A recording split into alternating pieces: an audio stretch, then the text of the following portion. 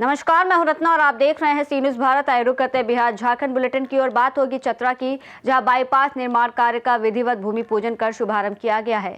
साथ ही बात होगी मुजफ्फरपुर की, जहां सिविल कोर्ट को बम से उड़ाने की धमकी मिली है। तमाम खबरों पर विस्तार से चर्चा करेंगे। चतरा जिले के टंडवा थाना क्षेत्र अंतर्गत मिश्रौल पंचायत के मारंगलोइया गांव में कुएं में लगे चापनाल की रिपेयरिंग के दौरान बड़ा हादसा हो गया। रिपेयरिंग के समय कुएं के ऊपर ढलाई कर बनाई गई छत अचानक धाराशायी हो गई, जिससे मलबे में दबकर एक बुजुर्ग कारीगर की मौत हो गई, जबकि 3 अन्य लोग गंभीर रूप से घायल हो गए। हादसे के बाद मौके पर अफरा तफरी मच गई। स्थानीय ग्रामीणों की मदद से कुएं में दबे तीनों घायल कारीगरों को बाहर निकालकर इलाज के लिए अस्पताल में भर्ती कराया गया। वहीं मलबे के नीचे दबे बुजुर्ग कारीगर के शव को भी कड़ी मशक्कत के बाद बाहर निकाला गया। घटना की सूचना मिलते ही पुलिस मौके पर पहुंची और मृतक के शव को पोस्टमार्टम के लिए सदर अस्पताल भेज दिया। कुआं रिपेयरिंग के दौरान घटना हुआ है, कैसे घटना हुआ? कुआं रिपेयर के दौरान नहीं, बल्कि कुआं में चापानल लगा हुआ था। उसको मरम्मती करने के लिए ग्रामीण ने मिस्त्री जी को बुलाया था, साजो गोप जी को, और लगभग 4 मिस्त्री जी और 3 अन्य लोग पकड़े हुए थे और चारों जो है से कुआं में गिर गए, जिसमें 3 तो जो है से चोटिल हो गया और इन जो है से इनका माथा में चोट लगने के कारण यानी कुआं से डूबे ही रह गए। कुछ देर बाद, घंटों बाद जैसे इनको मशक्कत के बाद निकाला गया। हाथ फिट नहीं, पहले से फिट था, कुआं में ही चापानल फिट था और उसी को मरम्मत किया जा रहा था। कितने लोग घायल हुए? इसमें 3 अतिरिक्त लोग भी घायल हुए हैं मृतक के साथ साथ। चतरा से सी न्यूज़ संवाददाता लकी की रिपोर्ट।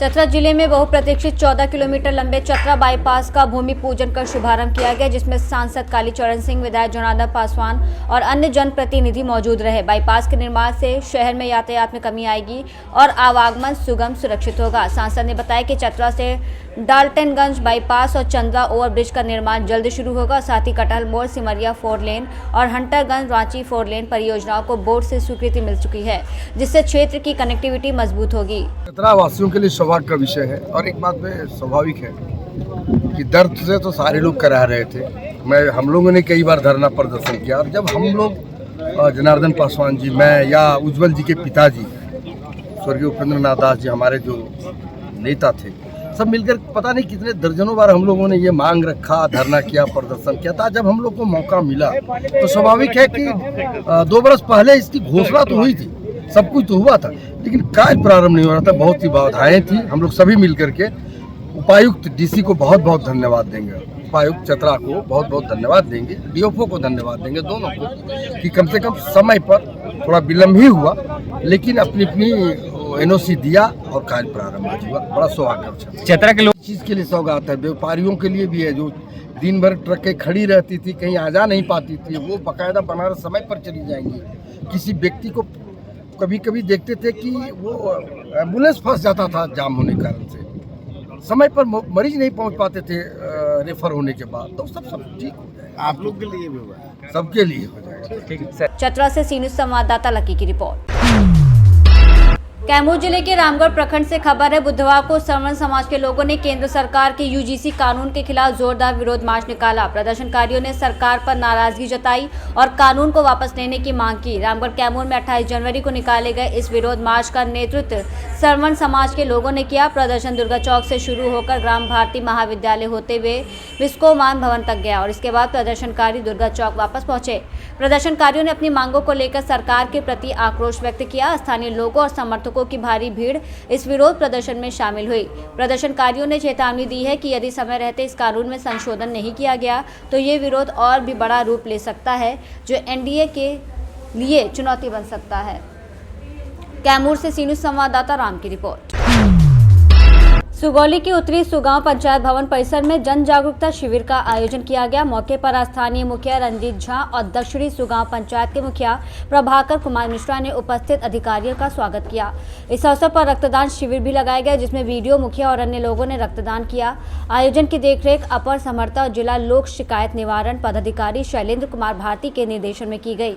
शिविर को संबोधित करते हुए अपर समर्था भारती ने कहा कि ये एक शानदार अवसर है जिसमें लोग सरकार की विभिन्न योजनाओं और उनके संचालन के बारे में जान सकते हैं।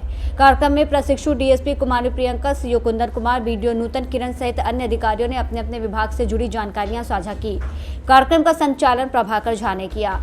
मोतिहारी से सी न्यूज़ संवाददाता वीरेंद्र कुमार गुप्ता की रिपोर्ट। मुजफ्फरपुर सिविल कोर्ट को बम से उड़ाने की धमकी मिलने के बाद प्रशासन और न्यायिक महकमे में हड़कंप मच गया। जिला जज के निर्देश पर कोर्ट परिसर को खाली कराया गया और सभी अधिवक्ताओं, कर्मचारियों और वादकारियों को सुरक्षित स्थानों पर जाने को कहा गया। पुलिस और बम निरोधक दस्ते ने परिसर और आसपास के क्षेत्रों की सघन तलाशी ली, जबकि किसी संदिग्ध वस्तु की पुष्टि नहीं हुई। सुरक्षा कारणों से न्यायिक कार्य स्थगित कर दिए गए हैं और प्रशासन ने लोगों से शांत रहने और अफवाहों पर ध्यान न देने की अपील की है। मुजफ्फरपुर से सी न्यूज़ संवाददाता दीपक कुमार तिवारी की रिपोर्ट। मुजफ्फरपुर सदर थाना के डायल 112 में पदस्थ सैक चालक धीरज कुमार सिंह का उनके आवास पर अचानक निधन हो गया। परिजनों के अनुसार संभवतः मौत हृदयघात से हुई है। पुलिस महकमे में शोक की लहर फैल गई है और सदर थाना पुलिस द्वारा पोस्टमार्टम और आवश्यक औपचारिकताएं पूरी की जा रही हैं। धीरज कुमार सिंह को कर्मठ और कर्तव्यनिष्ठ कर्मी के रूप में जाना जाता था। मुजफ्फरपुर से सी न्यूज़ संवाददाता दीपक कुमार तिवारी की रिपोर्ट। मुजफ्फरपुर जिले के बंदरा प्रखंड अंतर्गत रतवारा बेसिक स्कूल में स्कूली बच्चों का धरना दूसरे दिन बुधवार को भी जारी रहा। आक्रोशित बच्चों ने विद्यालय पहुंचे प्रधानाध्यापक सहित सभी शिक्षकों को स्कूल परिसर में प्रवेश नहीं करने दिया। धरने की सूचना पर प्रखंड स्तर से पहुंचे बीईओ के प्रतिनिधि ने बच्चों से बातचीत कर मामला शांत कराने का प्रयास किया, लेकिन बच्चे अपनी 13 सूत्री मांगों को लेकर अड़े रहे और किसी भी तरह की समझाइश मानने से इनकार कर दिया। इस आंदोलन को ग्रामीणों का भी पूरा समर्थन मिल रहा है। बच्चों और ग्रामीणों का आरोप है कि विद्यालय में लंबे समय से विभिन्न प्रकार की गड़बड़ियां व्याप्त हैं, जिसकी अनदेखी की जा रही है। तेपरी पिलकी मुख्य पथ किनारे स्थित विद्यालय के मुख्य द्वार पर बच्चों का धरना जारी है। बच्चों ने स्पष्ट किया है कि जब तक उनकी मांगों पर ठोस कार्रवाई नहीं की जाती तब तक उनका आंदोलन जारी रहेगा। धरना स्थल पर दिन भर आक्रोशपूर्ण माहौल बना रहा। वहीं प्रशासन भी स्थिति पर नजर बनाए हुए है।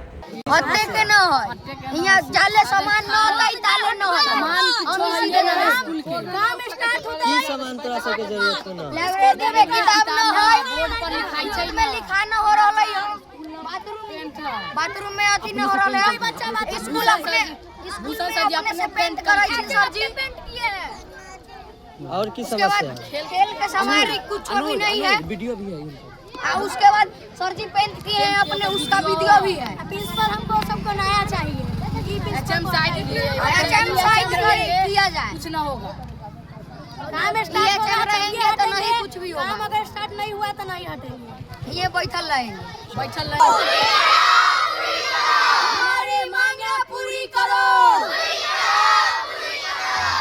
मुजफ्फरपुर से सी न्यूज़ संवाददाता दीपक कुमार तिवारी की रिपोर्ट। नवयुवक नाट्यकला परिषद सह सांस्कृतिक मंच की ओर से मुजफ्फरपुर जिले के बंदरा घोषरामा ब्रह्मस्थान परिसर में आयोजित श्रीमद् भागवत कथा के तीसरे दिन कथा प्रवाचिका निकुंज मंजरी चंचला दीदी ने कहा कि भागवत कथा से ही मानव को अपने कर्तव्यों का सही बोध होता है। उन्होंने कहा कि मृत्यु निश्चित होने के बावजूद मनुष्य उसे स्वीकार नहीं करता और यही सबसे बड़ी विडंबना है। जो लोग निष्काम भाव से प्रभु का स्मरण करते हैं वो अपने जन्म और मरण दोनों को सार्थक कर लेते हैं। कथा के दौरान उन्होंने सृष्टि से उत्पत्ति, ब्रह्म जी का प्राकट्य, भगवान के 24 अवतार, समुद्र मंथन, ध्रुव चरित्र और भक्त प्रहलाद की कथा जैसे महत्वपूर्ण प्रसंगों का भावपूर्ण वर्णन किया। इससे पूर्व आचार्य फुलकान झा, विजय झा और मनोरंजन झा के सानिध्य में मुख्य यजमान नवीन कुमार और अमरेंद्र ठाकुर, कौशल किशोर ठाकुर, मौसम तिवारी ने संयुक्त रूप से व्यास पूजन किया। कार्यक्रम में ललन त्रिवेदी, उपेंद्र ठाकुर, कमल किशोर, अनिल ठाकुर, महेश ठाकुर सहित सैकड़ों की संख्या में महिला और पुरुष श्रद्धालु मौजूद रहे। मुजफ्फरपुर से सी न्यूज़ संवाददाता दीपक कुमार तिवारी की रिपोर्ट। पाकुड़ जिले के नगर परिषद क्षेत्र में निष्पक्ष और स्वतंत्र चुनाव के लिए अधिसूचना जारी कर दी गई है। जिला निर्वाचन पदाधिकारी मनीष कुमार और पुलिस अधीक्षक निधि द्विवेदी ने पत्रकार सम्मेलन में बताया कि 21 वार्डों के 42 मतदान केंद्रों पर चुनाव कराने की तैयारी की जा रही है। 16 कोषांग गठित किए गए हैं और आदर्श चुनाव आचार संहिता का कड़ाई से पालन किया जाएगा। पुलिस ने सभी बूथों पर सुरक्षा व्यवस्था सुनिश्चित करने और मतदाताओं को निर्भीक मतदान का अवसर देने का भरोसा दिया। साथ ही किसी भी तरह के व्यवधान पर सख्त कार्रवाई का ऐलान किया। निर्वाचन आयोग की समस्त गाइडलाइंस का पालन किया जाएगा। जैसा कि उपायुक्त महोदय ने बताया कि 163 कल से लागू हो चुका है और पुलिस की जो दायित्व है, हमारी FST की टीम्स, स्टैटिक सर्वेलेंस टीम्स वो मुस्तैद रहेंगी। वो चेक करेंगे कि आय व्यय या कोई भी MCC का कोई वायलेशन ना हो। साथ ही इसके अलावा बैलेट पेपर सुरक्षा, स्ट्रॉन्ग रूम सुरक्षा जो कि 3 लेयर होती है, और जितने भी बूथ्स हैं हमारे उनके लिए जो स्टैटिक बल है, कुल मिला के हम लोग ने जो बलों का आकलन किया है वो लगभग 320 DAP। इसके अलावा हमने एक CFP या एक इको कंपनी के लिए भी हमने मांग की है, जो हमने भविष्य में मिलने की उम्मीद है। साथ ही पूरे जितने भी हमारे 21 वार्ड हैं और 42 जो मतदान केंद्र हैं, उनमें से 6 कुल मिला के 6 मतदान केंद्र अति संवेदनशील या संवेदनशील की कैटेगरी में आते हैं। 6 में से 2 मतदान केंद्र जो हैं वो अति संवेदनशील है और 4 मतदान केंद्र जो हैं वो संवेदनशील की कैटेगरी में आते हैं। उसको भी हमारी टीम्स, पुलिस और प्रशासन की जॉइंट टीम्स फिजिकली वेरीफाई करते रहेंगे हम लोग वहाँ पे भी, ताकि जनता का और सबका वहाँ पे मनोबल ऊंचा रहे, कोई अप्रिय वहाँ पे ऐसी घटना ना हो और संवेदनशीलता को देखते हुए वहाँ फोर्स का भी डिप्लॉयमेंट किया जाएगा मतदान के दिन। तो ये हमारी सारी तैयारियाँ हैं। जैसे जैसे टाइमलाइंस आगे बढ़ती जाएंगी, हम लोग भी और सक्रिय रूप से सभी जो MCC की गाइडलाइंस हैं उसका पालन करवाने में हम लोग उसी भूमिका निभाएंगे।